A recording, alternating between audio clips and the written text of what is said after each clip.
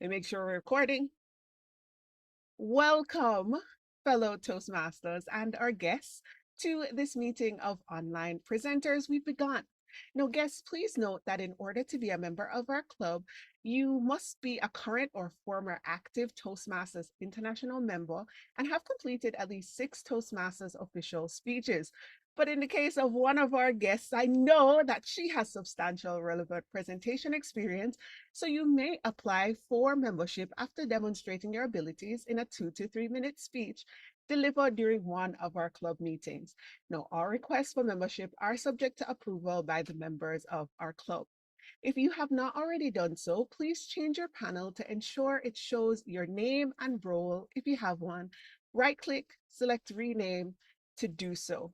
We have members and guests from many countries throughout the world. Thus, as a professional organization, we ask that you please be aware of language or word usage that may be considered offensive or otherwise insensitive due to cultural differences. Please note that the meeting is being recorded. Your video and contribution may be used for club marketing purposes. Reference again on behalf of the VPPR, like the Facebook page. Make sure you're part of the conversation. Please help me welcome the person with the ability to swing a tennis racket. He can also work on websites, but get this. He can also be interviewed on BBC. Our first charter president reprising his role this year. Please help me welcome David Carr. Welcome to this meeting of Online Presenters Toastmasters. I'm always honored when we have guests here, and we have a couple tonight, so that's great.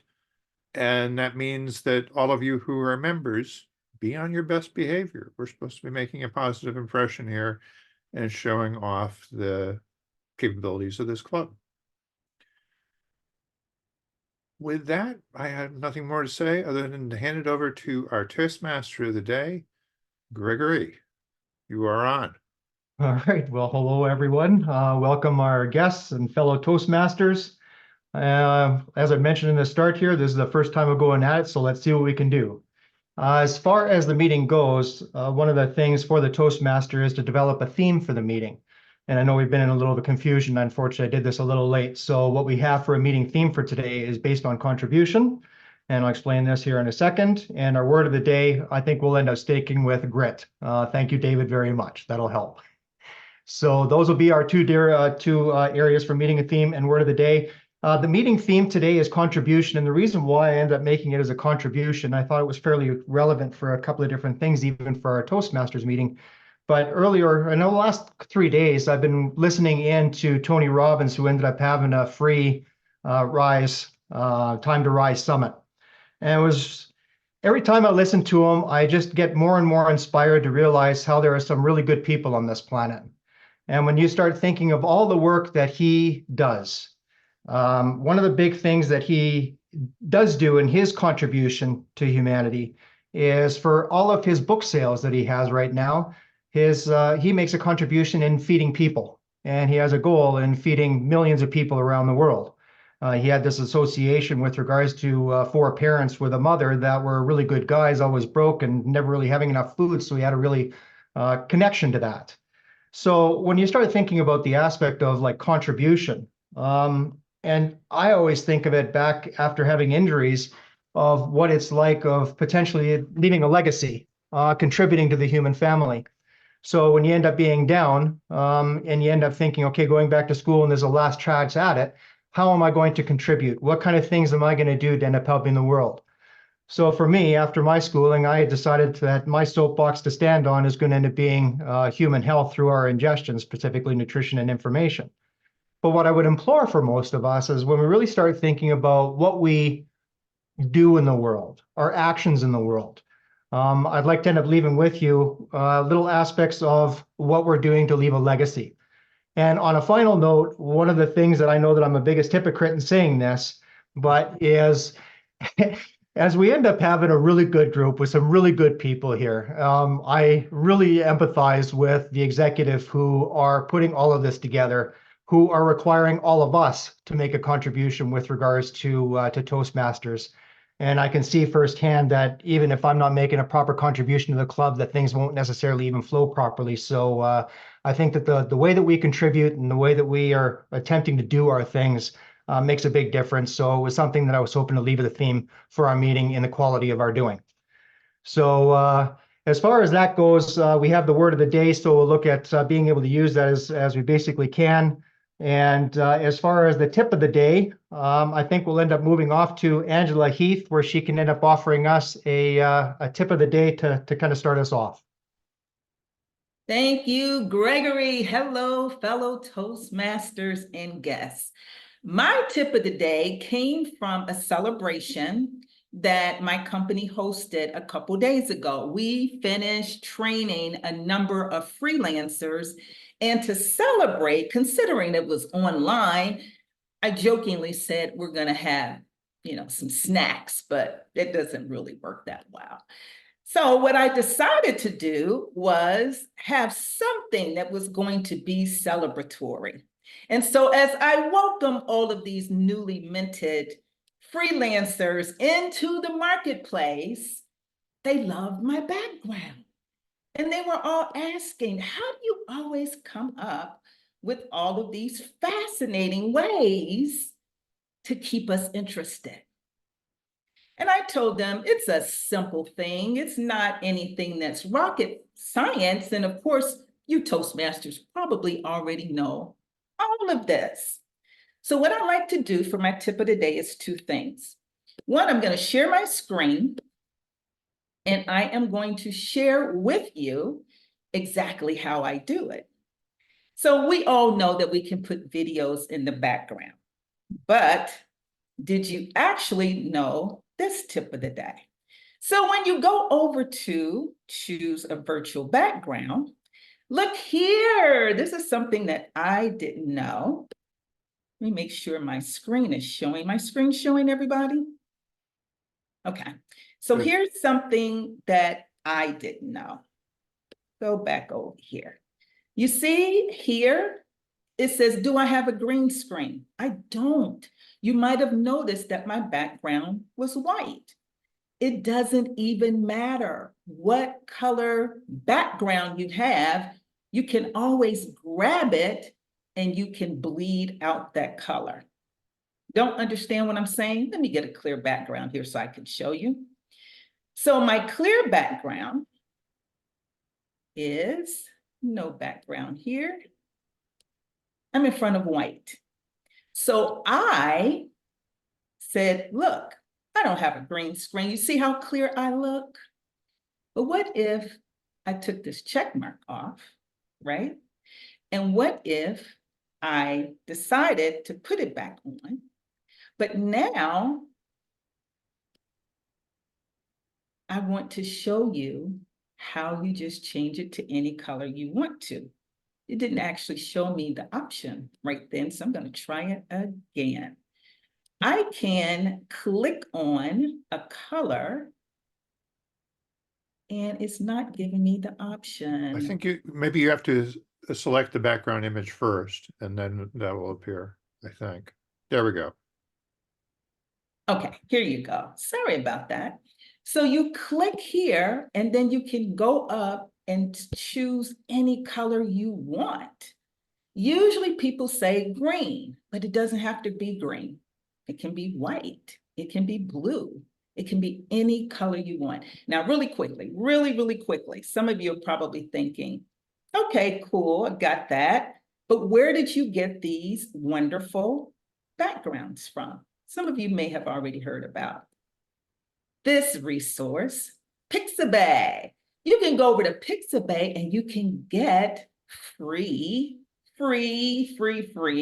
videos. So for this example, I just put in, I'm just searching celebration and I have it on videos. And look at all of these options. Now, none of the ones up here, you have to pay for these. I went down to royalty free. And so I can just download any of these cool videos for my background. So with that, let's all make our backgrounds a little more celebratory when the occasion calls for it. Back over to you, Gregory. Great contribution. Thank you very much for that, Angela. Very much appreciated. Can I just add on to that? Choosing the color other than green, make sure you don't have that color in your clothing, or so it's gonna cancel out whatever color you pick. So if it's in your clothing or if it's in something that you want to hold up on the screen at some point, that thing is also going to disappear. But another tip on top of that, David, you can have it if you want to trick people. So one time I tricked people, they thought I disappeared. I had it on green screen. I held up my green screen in front of me and they thought I disappeared. And then when I lowered it down and just showed my head, they thought I was a headless monster. So play around with it. It's a lot of fun. Awesome. Now, one of the things as the Toastmaster here itself, I'm not too sure, and I'll ask to you, is this the point where I end up saying like the roles and explaining the roles before we get into the speakers? I'm assuming? Okay. So as we know in Toastmasters, we have several roles that need to end up being fulfilled. And we'll go through those here quickly right now, just for example, like the timer. And I'll basically end up asking each person to maybe give a quick little description of the role that you end up having with regards to the meeting tonight. So we'll start off here, first of all, with the timer, who ends up being Sarah. If you could please, and if you know, could you provide us with a little quick detail with regards to the role of the timer for today's meeting, please? Yes, Toastmaster Gregory. Today as timer, I will be timing the speeches, the table topics, and also the evaluations. And I will be showing each speaker how much time they have left using these little cards. For the table topics, 1 to 2 minutes. So at 1 minute, it'll be green, 1.5, it'll be yellow, and 2 minutes will be red. For the speeches, 5 to 7 minutes. So at 5 minutes, it'll be green, 6 minutes yellow, and 7 minutes red, and then you have 30 seconds to wrap it up. For the evaluations, at 2 minutes, it'll be green, 2.5, it'll be yellow, and at 3 minutes, it'll be red, and then they have 30 seconds to wrap it up. Back to you, Toastmaster Gregory. Awesome. Thank you very much, Sarah. The next one that we'll look at here is the grammarian. So Tracy, if you could please provide us with a detail of the role of grammarian for today's meeting, please. Hi there, it's Teresa, and Teresa, sorry. No, that's okay. I'm trying to figure out a way to make my name a little more user-friendly, so maybe that's not working. So today's word of the day is grit, and grit is a personality trait known as a noun, and it's firmness of mind or spirit, unyielding courage in the face of hardship or danger. And I'll be looking for occasions of everybody using the word grit today. And thank you so much. I really appreciate the warm welcome and being voluntold for a role my first time at a meeting. Thanks, Joni. Well, thank you very much, Teresa, for that. I really much appreciate it. The next one that we'll end up doing here is the watcher, and that's going to be done by Kim Leeming. Kim, if you could please, could you provide us with a detail of the role of the watcher, please? Hi there. So tonight, as Greg mentioned, Gregory, I am your watcher. I will be watching you for everything online. So this is a role that's very unique to online presenters because it is looking at how you present yourself frame yourself, what your background looks like. And I will be looking for everyone who uses grit to make their background and their online presence even better. And so back to you, Toastmaster of the Day, Gregory. Awesome. Thank you very much for that, Kim. And it's almost like preparing for a first speech because David has so many roles. So David, if you could please, could you recite a little bit of something, what you're doing today, please? Okay. I will be a chat monitor, which in this club is the person who just keeps an eye on the chat. So if there's something that people may have missed that was significant, if there was a joke that passed by in the chat, if there was a link to a valuable resource that passed by in the chat, I'll report some of those things to you at the end of the meeting. I also watch the chat to see any indications that things are going horribly wrong in the course of the meeting, in which case I might need to alert the Toastmaster of the day or take other executive action to bring things back into alignment.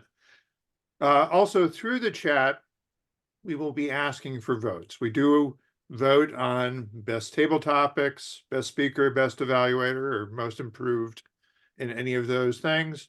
I will post a link in the chat to our digital voting tool, and guests are encouraged to vote, as well as members. And if you're one of the contestants, there's no rule that says you can or can't vote. You can vote for yourself, or you can vote for the other person. You can do the Charlie Brown thing and vote for the other person as the better folks. And finally, I will be the counter. I will be listening for ums and ahs. Now, if I had any grit at all, I would not be the counter. I'd let somebody else be the counter so they could beat the heck out of me. But that's what I usually do. Now, I don't hear the ums and ahs when they come out of my mouth, so I probably won't hear them when they come out of your mouth either. So I'll be an easy grader today. I'll only be listening for things that really stick out at me as maybe being a distraction. Mr. Toastmaster. Awesome. Thank you so very much for that, and obviously taking on the roles for our meeting. So thank you very much for that, David. Now that we've basically gone through most of our roles, we start moving into our speaker section. And we have 3 speakers for today. Our first speaker is going to be Andrew Bern. I have not received the title for his speech, and he's going to be evaluated by Jim Barber. I don't know if you require an introduction or anything along this lines with regards to a title, Andy. Oh, you're mute, please.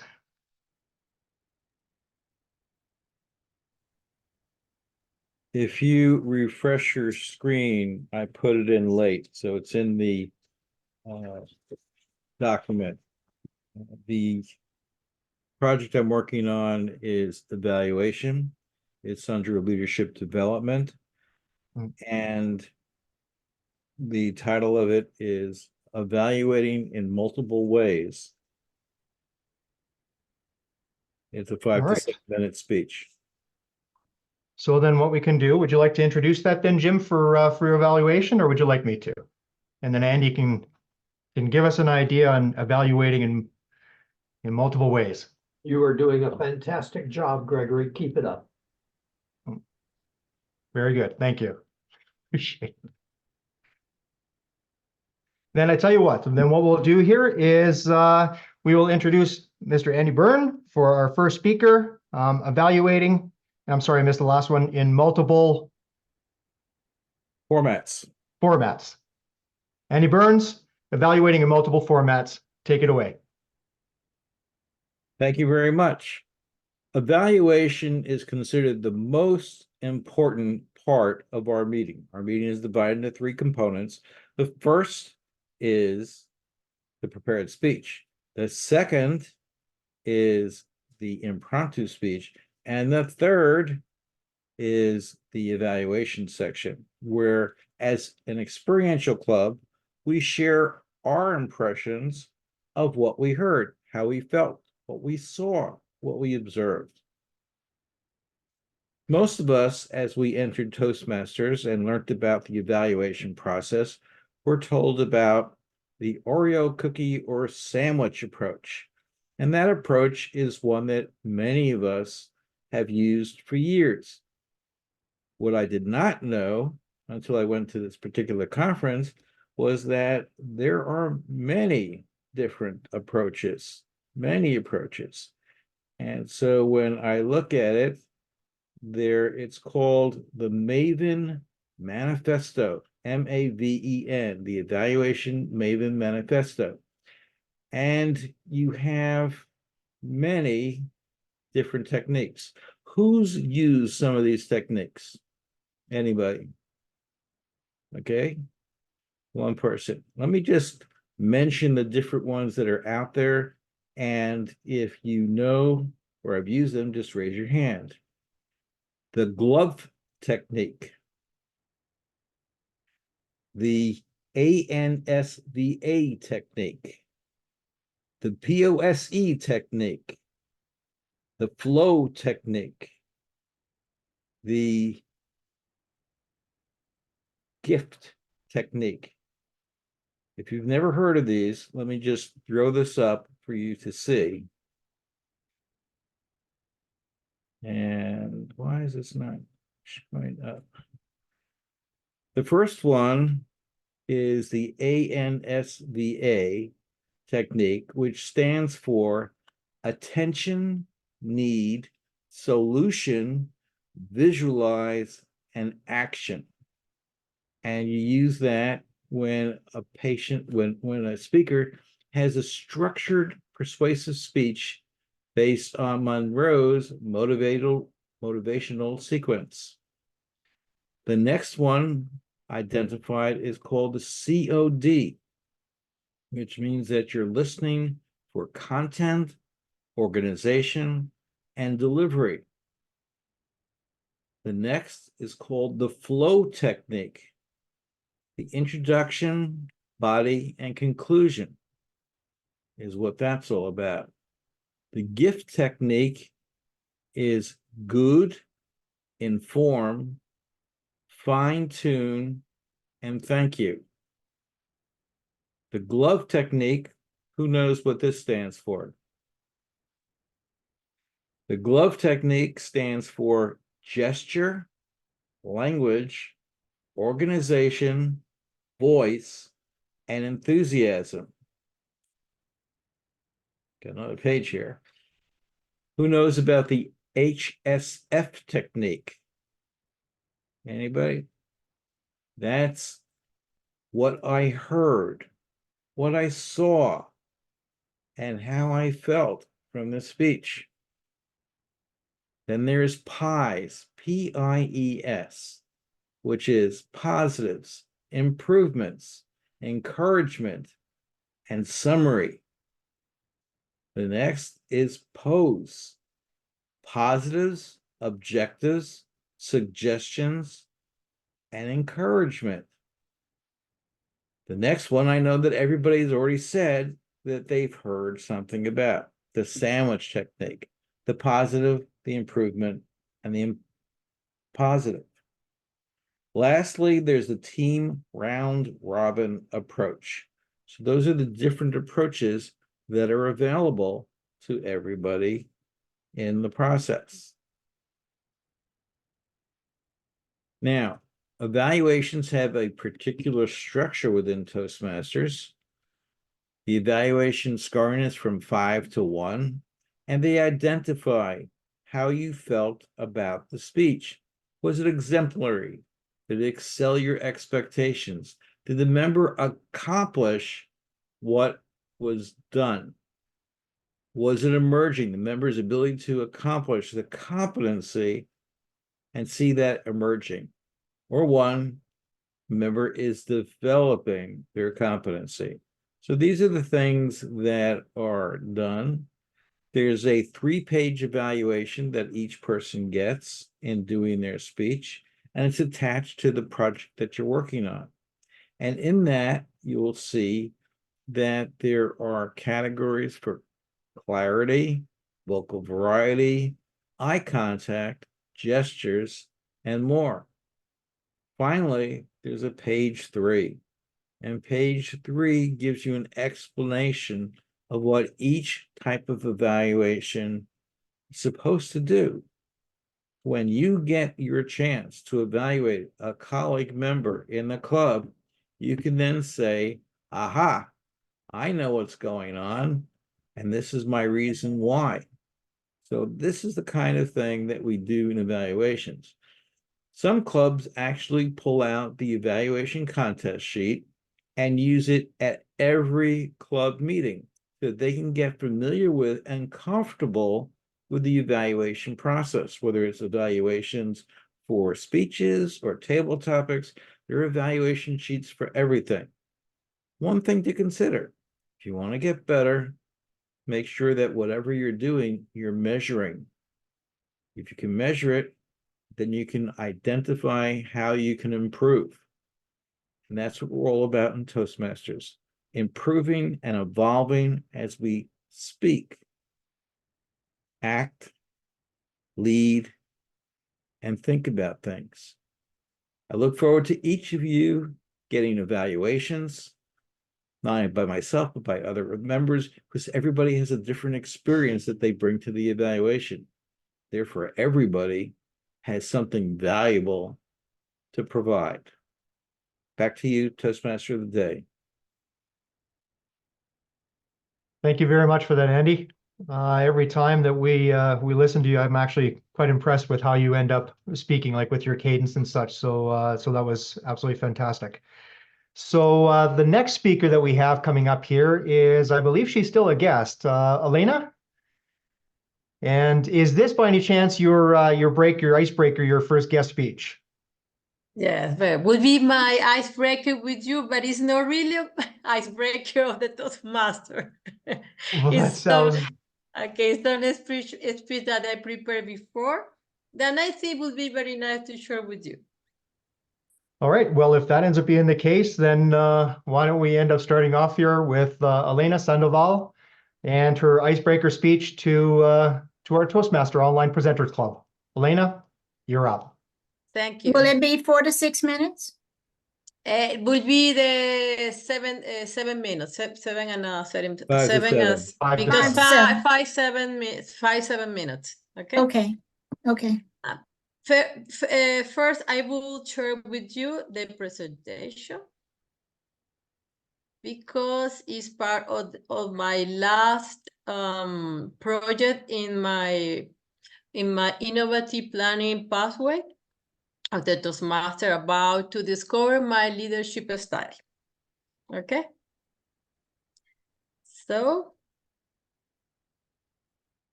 just a minute, please. I will start. What is my leadership style? God, I could not answer this question from my pathway because I apply several styles according to the situations. So I would prefer to rephrase this question like what is my innate leadership style? Please let me discover what is my listening my story. Everything started some years when I received a call from the director of one energy provider of Guatemala. They wanted I lead as a contract manager the construction of one hydroelectric plant in Guatemala. And I remember he highlighted a lot the strategy objectives for this project. He wanted the reach un project management maturity level. Also, they had a most requirement in terms of the safety and the zero impact on environmental and the communities on the site construction. Also, of course, reach the operation performance guarantee. Also, he described with very detailed the context because he said it was a strategic partnership between one EPC contractor from Spain and the owner of the Guatemala. And this partnership started previous years ago with the first project failure. Just imagine the situation, okay? Because it will be very important. The second one was successful. And the third one was the new hydroelectric plant where the contractor offered to enhance the performance with a new technology. Also, they mentioned it that there were communities rejecting the project with a lot of roadblocks along of the old site construction.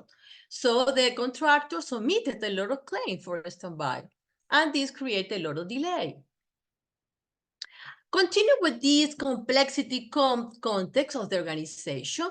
We have 4 major external: the main equipment suppliers, the local regulator institutions, the financing group, and of course, the communities. And in the middle, we have the development team. In one side, the EPC contractor, and the other side, the same structure, but with the role of the supervision. Comprised by 2 special disciplines, engineering and construction management team. So what I did, my strategy was apply a style according to the situation that I found. The first that I detected it was a total disconnected organization. A lot of silos. No one speaks each other. So the first I needed is to settle a communication management to facilitate the exchange of ideas and knowledge like we are doing here now. So I definitely settled one directing style to facilitate this communication. Also, a lot of mistrust feeling, more focus on the project management team of the owner, caused by the first project failure. Remember that? So this create an environment of lack of confidence. They querying everything, and this create a lot of conflict and misunderstanding. So I need to change this mindset. This is because I settled a lot of coaching and emotional support to sit them in the same table to allow to speak each other and create collaboration. And finally, there were a lot of lack of information to take a fair decision about the impact of all these roadblocks. So there is no way to take a decision to share, well, who is going to assume this impact. So also I applied this coaching in order to help them to gather information and measuring the impact to know how they are going to share these deviations. So, guess what happened at the end? The team finally reached a performance stage where they finally experimented on whole integrating teams, where they started with a real collaboration relationship. And the most important, they applied agile and system thinking approaches where they are more proactive and take the prevent actions in order to avoid any kind of deviations. So because of that, I just definitely applied delegation because the team finally achieved a steady flow processes for successful business. So what is my leadership style? What kind of question is this? Oh my God, and I understand. I am a coach and support by nature because I love to teach people. I love to empower them with knowledge to take the right decisions.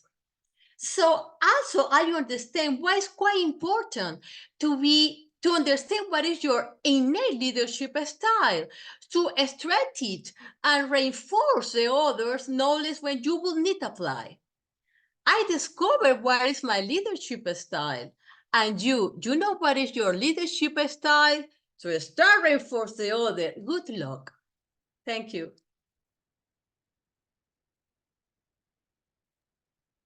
That's awesome. Thank you very much, Elena. I very much enjoyed that. And I also owe an apology to Dr. Sunny because she's the evaluator of this speech. So thank you very much, Dr. Sunny. Sorry about that. Speaker 3, and we're in for a treat, as I always am, at least listening to Joni Laidlaw. And Joni, with her speech today, is going to be telling us, let's see, where was it? What's in a joke? So Joni Laidlaw is speaker number 3, who is going to be evaluated by, where are we? Andre Solowenko. All right, thank you very much, Andre. So here we are, and this is Joni Laidlaw. What's in a joke? Joni Laidlaw.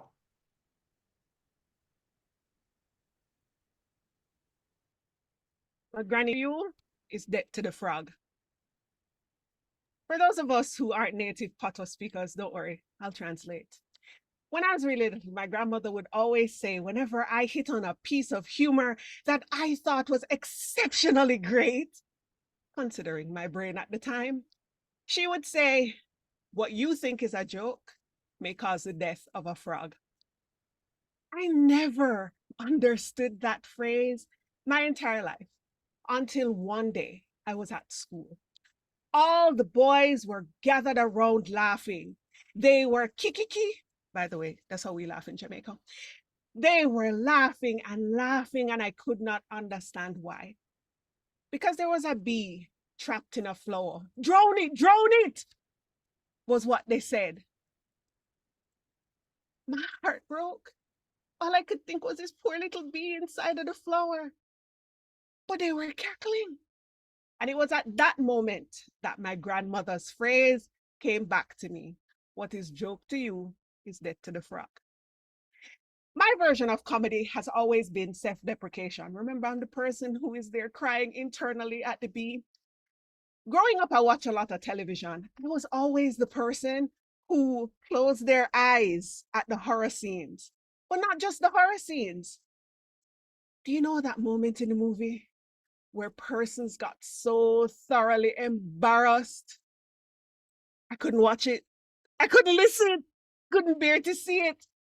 My heart would melt. Now, somebody like me growing up believing that, well, comedy is tragedy given time. I just use a shorter period of time. Couldn't imagine that no, I was the kind of person who would choose self-deprecation. I can't bear to see the embarrassment of others. But let's start about all the things wrong with me. I mean, after all, I have to live with her, and I can tell you she is very much a trip, and I have a few things that will give you copious amounts of jokes. Now, well, before, my humorous style was actually me postulating what was me with the grit of discussing, well, my personal trauma. My personal trauma, basically summed up, was perpetuating the postulations of one's posterior. For those of us who have never had a certain form of discipline, I don't think you'll understand that one, but I don't have time to explain. To growing up to being a gentle parent, Jamaican style. And I'll give you an example. Little boy, stop. I have made a complete 360 when it comes to humor. I found that though I actually live for the applause when I do a speech, I did learn that most of the time, my jokes come off, "Ba-dum-tsh." And I couldn't stand up for me understand it. I mean, after all, that was what I wanted, not that. I wanted people to laugh. And when I talk normally, all I ever see is the laughing emoji. When we're having a conversation, it's so easy for me to make people laugh. It just flows out like nobody's business. So why is it that whenever I try to be funny, intentionally funny, it fails so miserably? And then it dawned on me. It dawned on me that my sense of humor, though self-deprecation, is quite littered with copious amounts of sarcasm. I grew up watching Jon Stewart and Stephen Colbert. For me, sarcasm is only effective if you believe what I say. I mean, if I don't do it right and you get that I'm joking, you don't have to add the layers. You don't have to think about it. I mean, think about it. When I was younger, maybe a decade ago, that could work because a lot of the things that I see as happening now, we couldn't possibly fathom in our mind that that would have been reality. So for me saying it, I would think, like, seriously? How could I possibly take that as something serious? Think about it. There are layers. In the words of Shrek, onions have layers, ogres have layers. In the words of Joni, and so does Joni. She has layers. But then I found that, well, life became a lot more tragic than I could ever have possibly fathomed. It made me wonder, was it my lack of exposure, my not knowing everybody else's context, that would always make my intentional jokes fall so flat? That's what it is. I understand that my humorous style is actually self-deprecation mixed in with copious amounts of sarcasm. But I also realize that for me, what I find funny has to be layered. It's not just the surface that you say it on. There has to be an hidden, intricate meaning, which means that if I start laughing at the joke and I stop laughing within 5 minutes, I haven't found the 9 million other connotations of the layers of what could actually be funny in the joke. And that doesn't really work for me. While that works, if you can relate to your audience, I know you, you know me, we have inside jokes, we're aware of each other's layers, we know the other things that we do, that we've been around, that will come off as funny. But to an audience who hasn't had the experience, who doesn't understand, they miss the layers and it will fall flat. Have I figured out how to be humorous in a speech? Sometimes we hit, most of the times we miss. But I found that my jokes may not be intentional. They're just my tragedy, given time, sometimes a shorter period of time. But knowing this, it makes me understand that though what I really, really want whenever I'm standing in front of everyone is the laughter, that sometimes that will be the face when I try. Back to you, our Toastmaster of the day. Awesome. Thank you very much again, Joni, as usual. Very well done. So at this moment now, we've actually heard 3 really good speeches, and it comes to a point now to ask our timer if we have everyone validated in time for their speaking rules for today.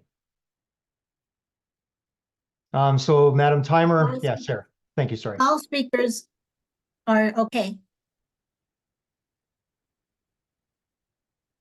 Did you hear me? Yep. Okay.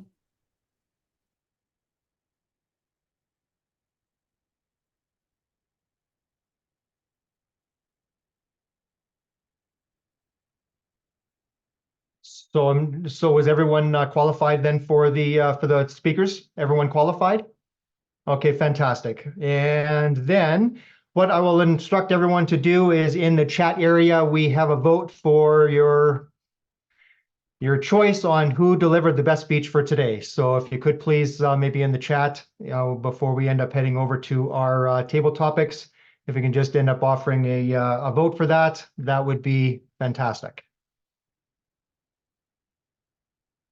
So now, as I mentioned, we are going to head off after our votes, and we'll have that through Graham later on anyway to say who our winner is. We will move on to our next portion of the meeting, which is going to be our impromptu section, which is our table topics. And today, our table topics is going to be led by Carolina Ramirez. So Carolina, if you could please make us squirm. Thank you, Gregory. This section is for impromptu speeches. I'll ask some questions and you will have between 1 and 2 minutes to answer these questions. And who has agreed to be the first? Any volunteer?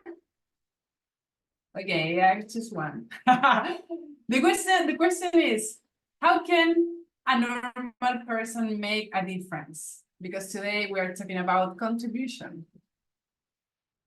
How can a normal person make a difference? This question goes to Angela Hitt.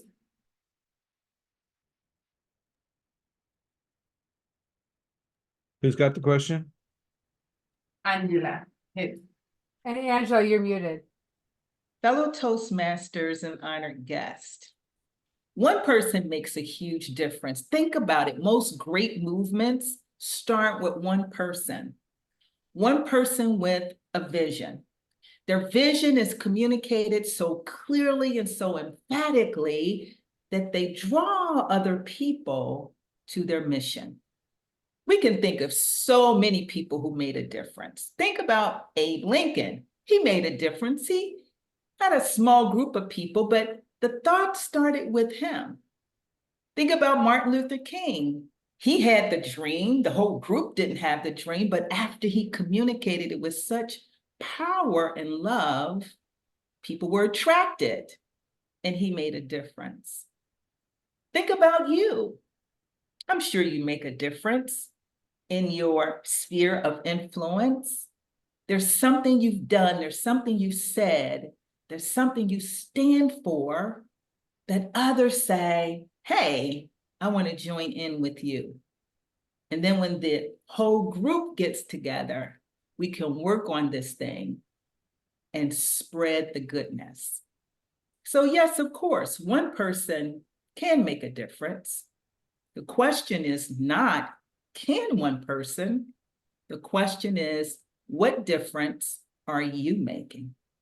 Back over to you, Table Topics. Thank you very much, Angela. As Angela said, how are you making a contribution to this world, or how you would like to contribute in the future? This question goes to Teresa. Teresa? Yes. Can you repeat the question? How are you making a contribution to this world, or how you would like to contribute in the future?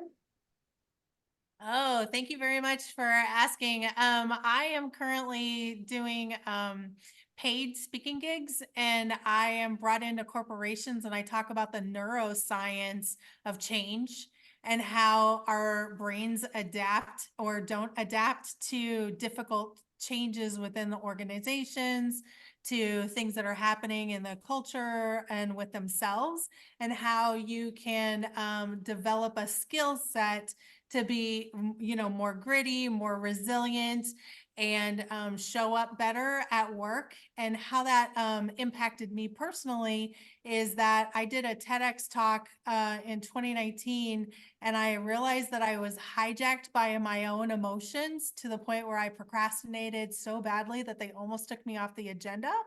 And I had never successfully given my speech from beginning to end until I stepped on stage in front of 3,000 people.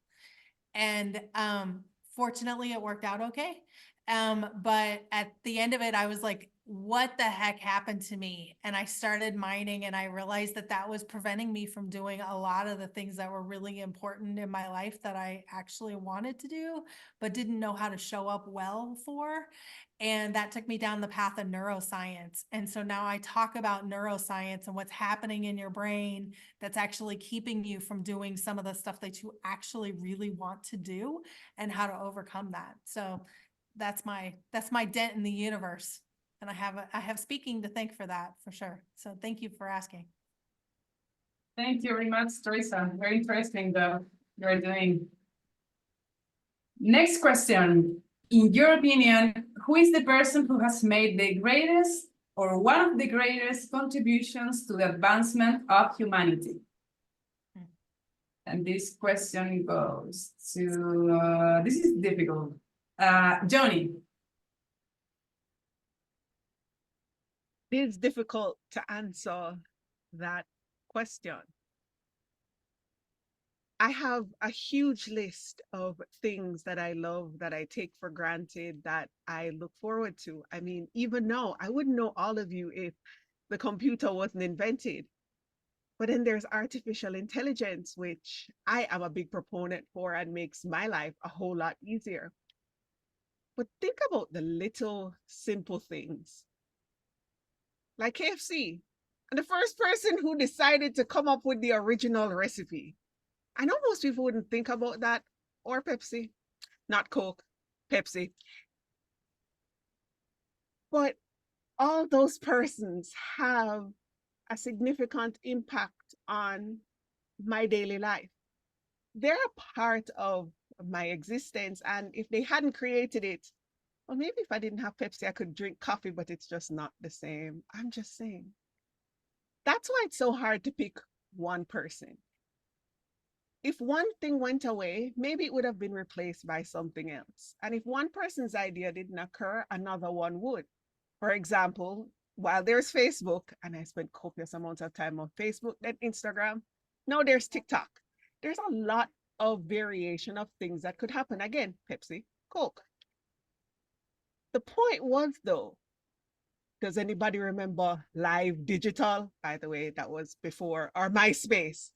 everything evolves and everything changes.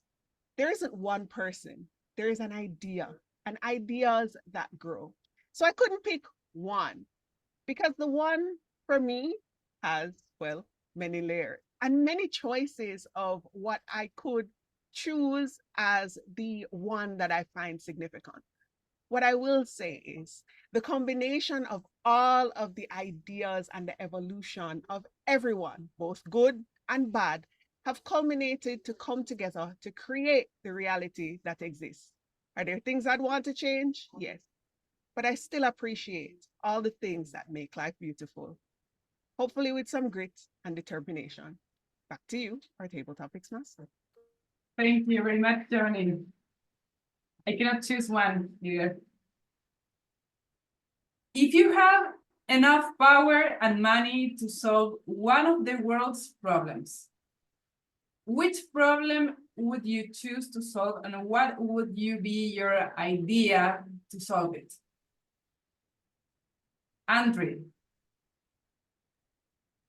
Well, thank you very much for this question, Carolina. I was keeping my fingers crossed and hoping that you would not ask me this particular question. Because honestly, when it came into my mind, I thought, wow, there are so many things I could solve if I had that magic power. Perhaps solving hunger or just devastation or wars. I would stop them all if I had a chance. And then I thought, perhaps that the real meaning of the question lies much deeper than that. I would stop people from being lazy. Oh, yes. I would make us all work with no rest all the time, every time. And we'll see, it's not about happiness. It's just about efficiency in determining, setting up your goals and just getting there on time. So when we get rid as the human being of the feeling of being lazy, I think that would really catapult us not to the moon, but much farther away. And with every day, when we sleep less and less, and work more and more, as a human being, I think we have a really good chance to succeed. At the same time, I am a human being. And so naturally, I'm lazy. I just don't want to get up in the morning. I don't want to stay late at night and so on. So those two little things, they keep on battling in my mind. This is why I decided to share my feelings and some not certain decisions about the question you asked, Carolina. What would I change? Of course, the hunger. I would stop the war. At the same time, I would like you to remember about perhaps being a little bit lazy. Back to you, Carolina. Thank you very much, Andre. We have time for one more question. Sometimes other people generate a great positive impact on our lives through small actions. Could you share with us an example of something like this that has happened in your own life? Kim?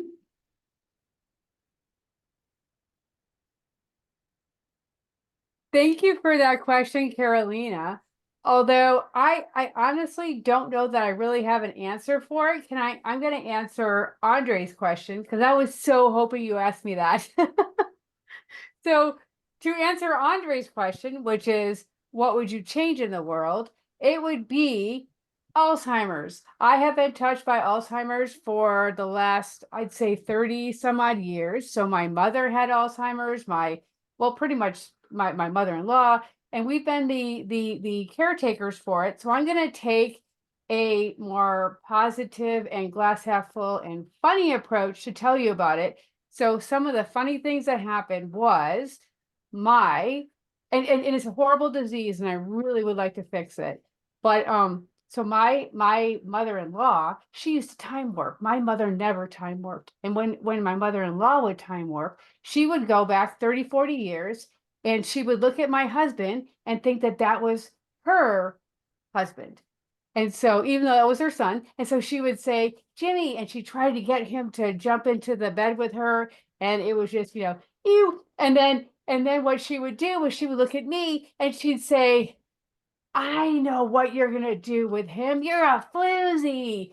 And she would just go after me. And it's anyway, it's a disease that I wish we could fix. My mom never understood what was going on. She was just a loving person. She would literally we'd go to stores and try on clothes, and she'd come out and she'd pull her clothes off, and it's like, oh, mom.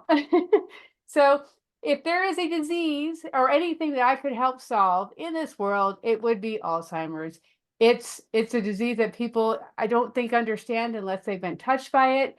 And it is just one of those things that, again, if I had a superpower, all gone. So back to you, Table Topics Master Carolina. Thank you. Thanks to you, Kim, for your answer. Thanks to everyone. Miss Toastmaster, is everyone qualified? Awesome. Yes, everyone is qualified. Thank you very much. You can vote with the link that David is going to give you in the chat. Gregory, All right. back to you. Perfect. Awesome job, Carolina. Very much appreciated. Very good answers from the group. That actually concludes the first part of our meeting. And now we actually get into everyone knows for the chat for voting for the table topics.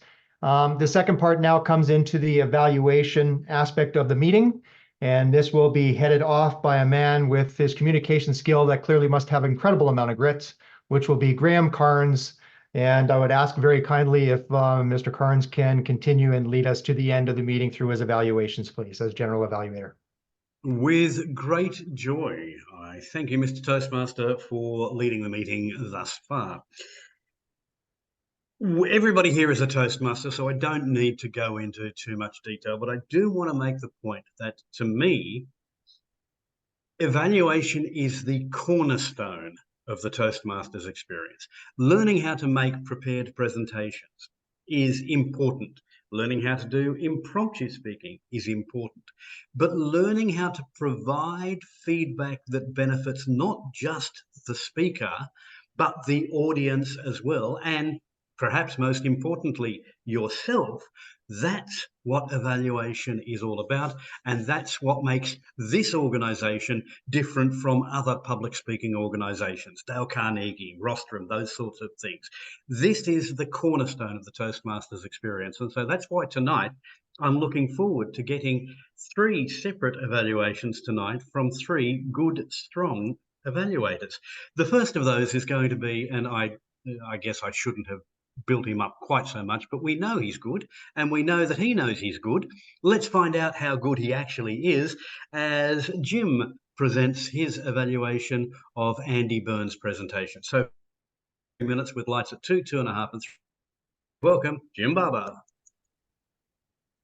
Thank you, Mr. General Evaluator, and I will do my best. This is kind of hard after your wonderful introduction. And of course, Andy, you talked about evaluations. And so I'm going to be feeling like I'm got to measure up. I'm not going to use one of the evaluation styles that you talked about. I'm going to use the Barber evaluation style. We'll see how it goes. The Barber evaluation style starts with measuring your content. And you were spot on here. You nailed it. You were thorough, you were comprehensive, you were well structured. We were able to follow what you were talking about. We understood what you were saying. It was useful information. It wasn't theoretical. It was very much down in the dirt, down in the grit, if you will, to where we could actually apply what you were talking about. In terms of content, this was great, perfect, wonderful. Vocal aspects. You're a delight, especially in giving a presentation like this, Andy. I think you may have studied this in medical school, I don't know, but you have the calm, authoritative voice that makes it sound like you know what you're talking about. I would like to hear you sometime describe something that's completely horse hockey, because I'm willing to bet it would sound right. It would sound like you knew what you were talking about. You just have that kind of voice, and you are a delight to listen to. You're calm, you're soothing, everything works. So let's move to the third part, visual. And the visual aspects almost well done, but a couple of suggestions there. I do like your background. That was a brilliant choice in backgrounds because you were speaking on knowledge. You were speaking as an authority figure. And so a library behind you was a perfect background to have. That was terrific. I do have a couple of suggestions, though, to make your visual a little bit stronger and to make your presentation a little bit stronger. One of them, you were throwing a lot of acronyms at us. I don't remember what the acronyms were. I wasn't able to write them down, and that's basically my point. Since you were giving us a lot of acronyms, it would have been awful nice if you had put them up on the screen so that we could see them. Now, Teresa gave us a link to the information in the chat, and you could have done that, but I wouldn't have liked that especially because I want it to be on the screen where we can see you. So I would like, for if nothing else, just to put the acronyms up there as you're talking about them. The other thing is in the presentation. Let me see if I can pull that up a little bit here. You weren't looking at the camera. Throughout the entire presentation, you were basically looking down at the side, which is okay, but it's hard for you to establish a rapport with the audience if you're doing that. So rather than looking down at the side like that, try to at least sometime look up at the camera, look at the people you're talking to. You'll establish a better connection with them. But this was a useful, enjoyable, and dare I say it, gritty presentation, and I'm looking forward to the next one. Mr. General Evaluator. Thank you, Jim. Thank you very much for that evaluation. Our second evaluation tonight is going to come from Sunny. And Sunny is going to be providing an evaluation of Elena's presentation, which was, well, sort of the icebreaker to this club, but not an icebreaker. Anyway, I'll allow her to go through all of the details. Please welcome Dr. Sunny Fridge. Thank you, Mr. General Evaluator, fellow Toastmasters, guests, and especially Elena. You kicked off your speech with a question, maybe even a bit rhetorical. What is my leadership style? You asked a question that maybe you didn't want us to answer, but you asked it with such vocal variety and energy. You excelled at that. What I heard you use was your tone, your speed, your volume.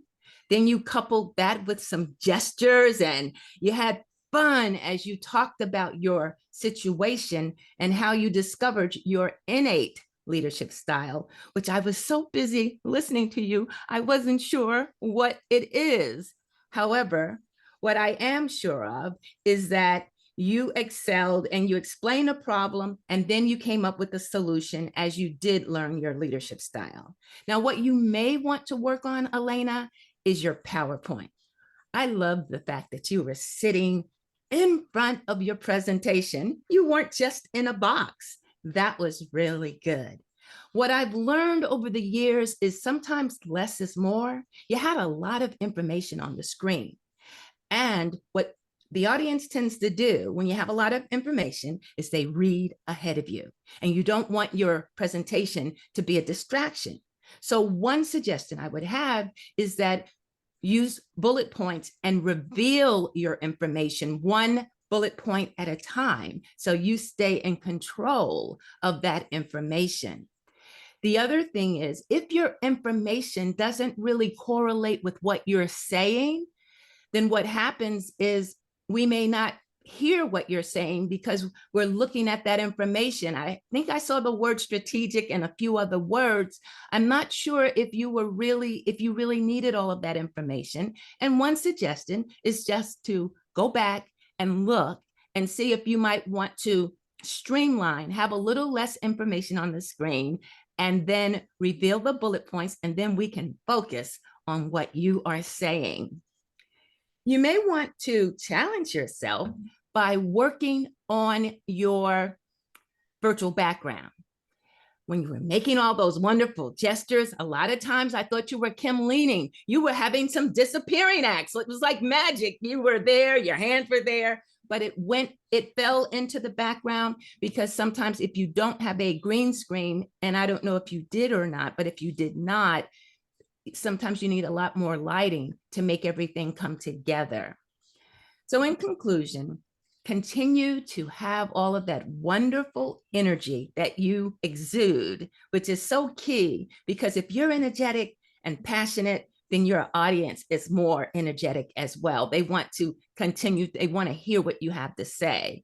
And then at the end, perhaps make sure you have a specific message that you want to leave with them. Don't just leave them out. It is all about you to a point, but maybe you might have made a suggestion about something in terms of leadership.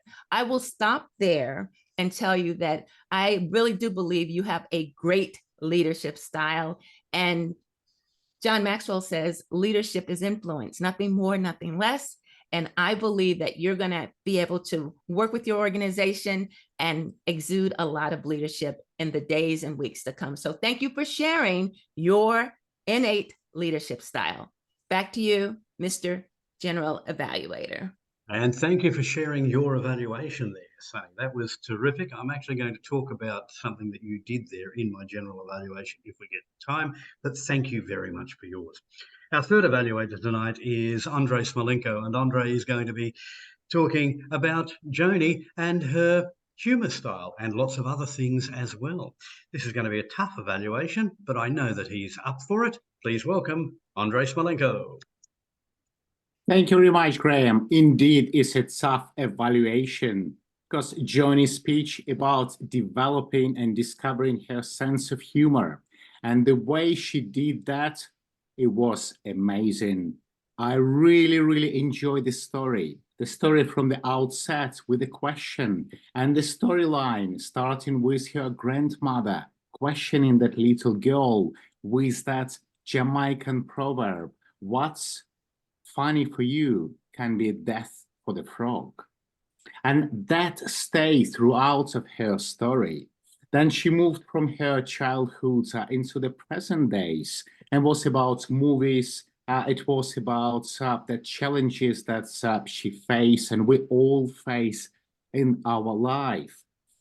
Something that particularly stood out of your speech, Joni, is that even though it's supposed to be a speech where you make or you try to make people laugh, you expose your personal trauma.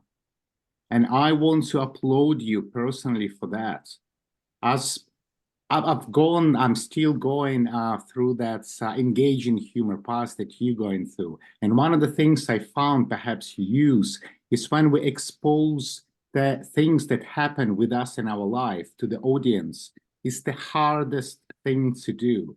At the same time, once you get used to it, you just keep on going and you just discover a more and more emotional material you can share with us.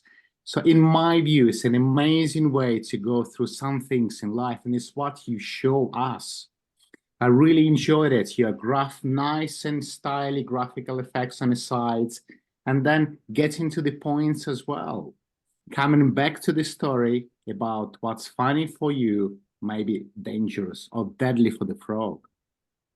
Even though your speech was flawless and you're an experienced speaker, I would like to make a few recommendations. One, it was a lot to take.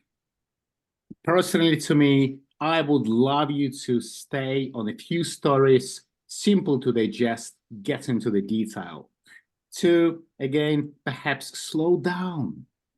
With your Jamaican sense of humor and energy you bring into it, sometimes playing on a contrast, I think would give us a bit more time to digest.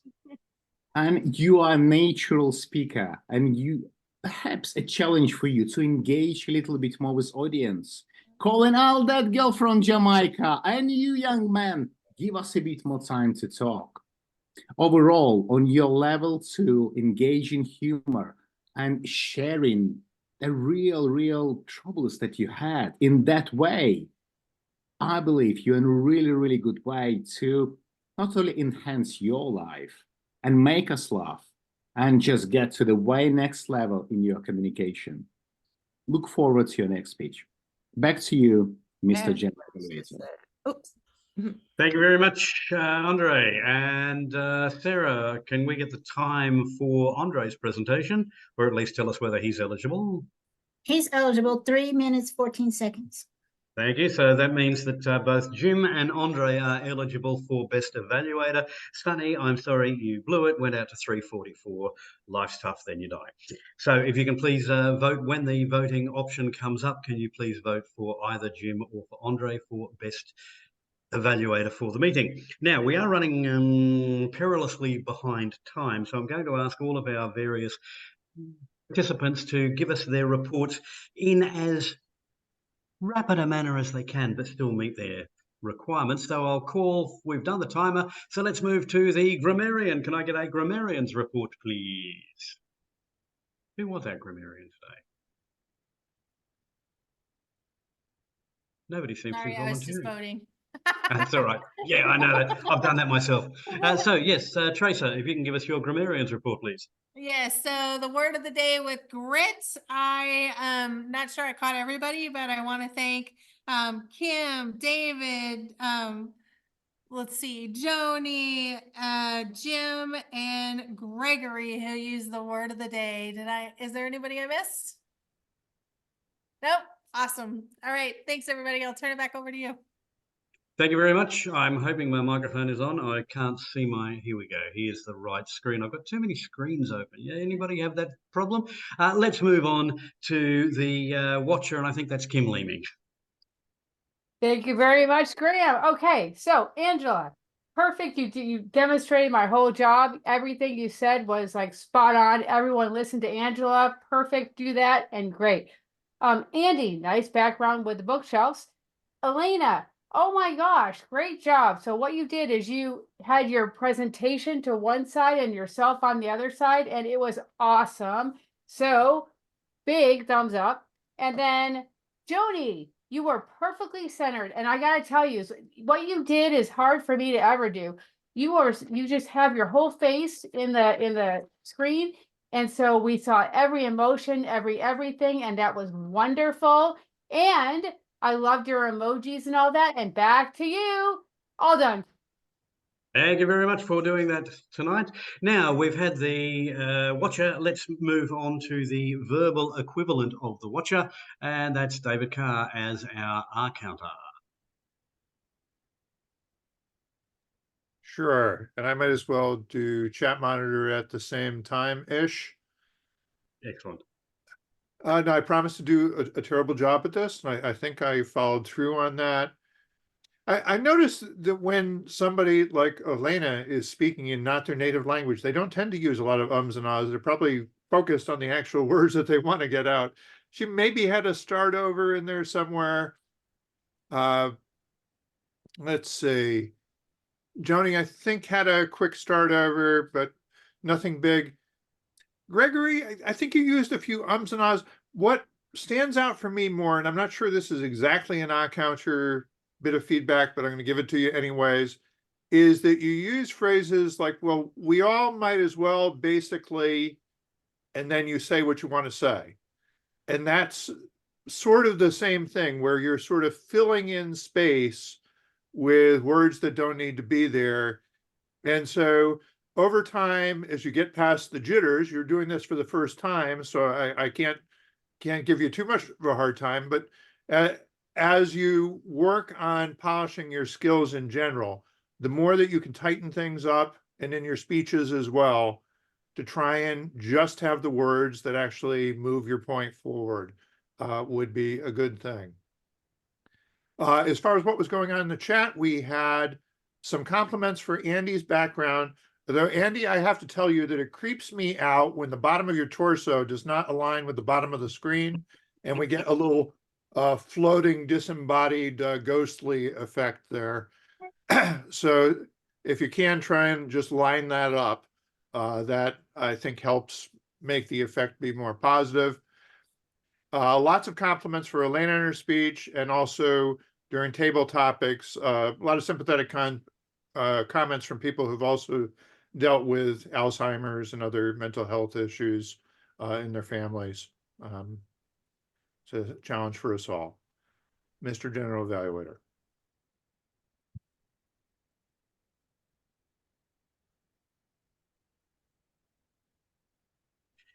You're muted. Yeah, I know. I Oh, just I'm sorry. realized It was a Graham. I hit the wrong button. Oh, there's my phone. They're probably telling us we've got to move out of here because it's midday. Tough. As general evaluator, only a couple of comments I wanted to make. One, I thought that this was your first time as Toastmaster. I understand. Gregory did really well the first time for this club. Did really well tonight. Kept everything going. Fabulous. The topics, Carolina, some really good questions. They were thought-provoking. Perhaps make the questions just a little bit shorter, a single sentence rather than two. If you've got 6 topics, that gives us almost enough time for one more topic. The answers that were terrific. Jim's evaluation, some great praise. I'd look for some specific advice if I can, Jim. Sunny restated the purpose of the presentation. She also, by the way, did what I heard, what I saw, what I felt, but she didn't use that set of words. What I heard was, what I saw was, what I felt was, but she told us what she heard. She told us what she saw when she talked about the visuals. She told us how she felt about things like that. So well done, everybody. Great meeting. All we need now is to get the results of the vote. So David. Right done. So the winners of our contests. Table topics. Dun-dun-dun-dun. Kim Leeming. Congratulations. Best speaker. Elena, our guest. And for those who don't know, Elena actually originally wanted to be part of our webinar contest. Got squeezed out, but was nice enough to come back and deliver a speech tonight. And for our best evaluator, well, tough competition here, but hello, Andrei Smolenko. Can you believe it? So fabulous. Mr. General Evaluator. Thank you, Mr. Timekeeper. No, whatever you were, vote counter and all those things. Do you want me to hand control back to you now as Toastmaster? Or should I, Gregory, or should I hand it straight back to the president to call for guest comments? Probably just as well take it back to the president. I'll just end up saying a comment. Thank you very much for the opportunity. I was honored. Thank you. Well done.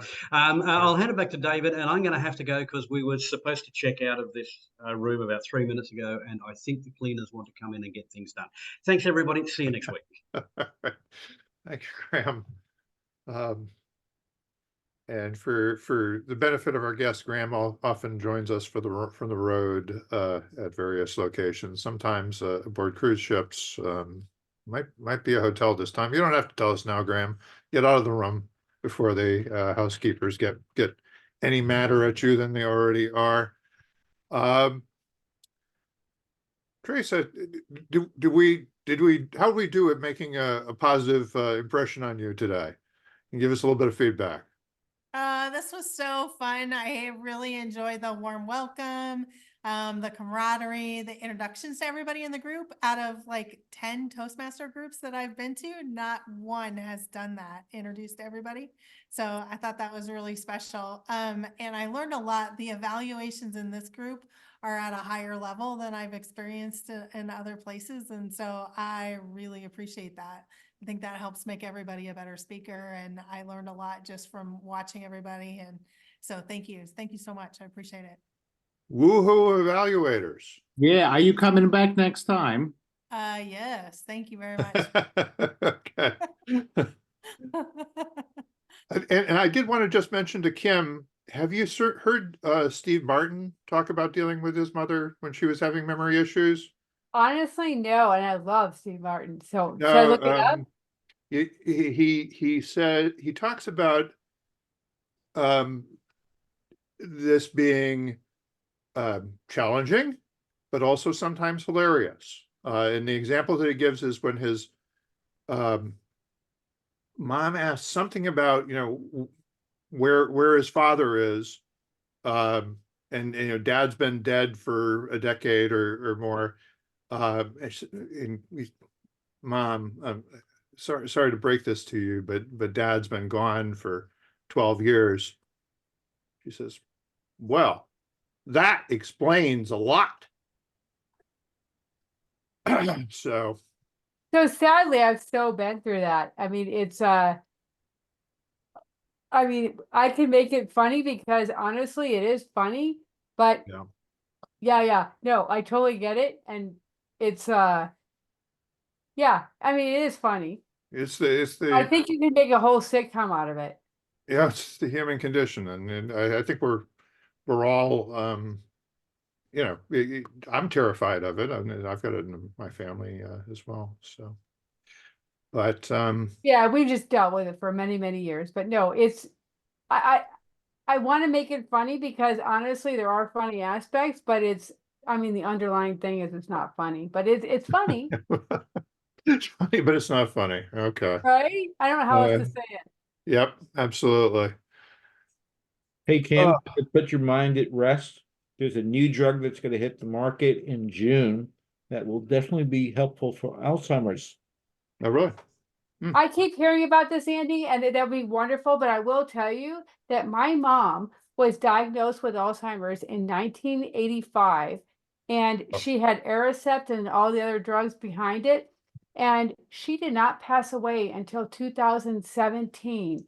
So she was one of those miracle people that just lasted forever, and the drugs work. So that's wonderful to hear they have a better one. That's because hers worked. Yeah. Okay. All right. Any other news or announcements? Anything somebody wants to share before we wrap up for this evening? Thanks to the guests. That was really, really fun. Everybody was very, I love how you contributed, and I will reach out to you guys and just big thumbs up to you guys. And just, I hope that you guys want to keep coming back and you just add to our club. So thank you. All right. Well, contribution was the theme, and you all contributed to making this. Andre has a comment. Oh, yes. I do. Well, thank you, Kim. Thanks. Look, guys, there's one thing you can really do to make our club more accessible to all those people out there who could benefit from just being here and learning and just hanging out with us and perhaps joining, is just sharing a post on Facebook. Please do it. Already post the link on our Facebook. We have a YouTube channel as well, where Dave and me, we post regularly our meetings. Please share. We just want more people to attend our meeting. And the best way of doing it is just when we all contribute, just one at a time. So please do it. Let's see, I didn't take time to try and fill roles for next week. Is there anybody who I'll be the Toastmaster. Oh, great. All right. Well, then you can organize everything else. How about that? I kind of felt it. So actually, it looks like Carolina actually signed up to be Toastmaster of the Day next week. But can we put you down for the following week? Yes. All right, we'll put you down. It will be the first time. Yeah. It will be my first time. Even in Portugal, I never did the rule. But it would be very